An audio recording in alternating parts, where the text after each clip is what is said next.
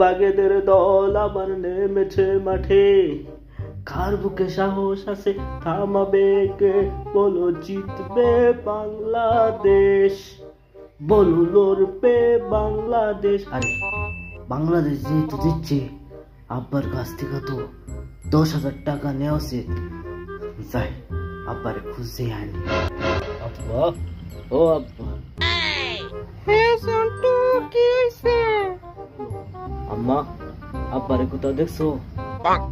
আরে তোরা পরে আমি ফজর রক্ত ধরে দিই না, ফজর রক্তের পর জানে কই গায়েব হয়ে রয়েছে। কেন 10,000 টাকা সামুদিকা আব্বা বাড়ি থেকে ফুটুক?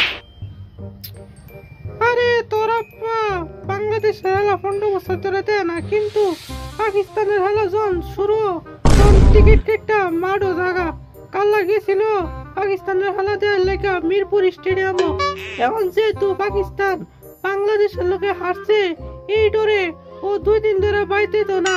ও আমার কইছে আমি যদি বাইতাই আমার পুতে 10,000 টাকা কইতে কইতে আমারে কবর হাতে দিব।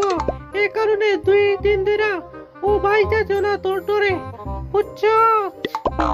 হ্যাঁ, অত বড় দোকা বাংলাদেশে হেলা 15 বছর ধরে দেয় না, আর পাকিস্তানে হেলা শুরু হইলে টিকিট কেটটা মারো জায়গা। আমার আব্বা দি রাজাকার হয়ে গেছে। দাঁড়াও, তৃতীয় ম্যাচটার লেগে অপেক্ষা করতেছি।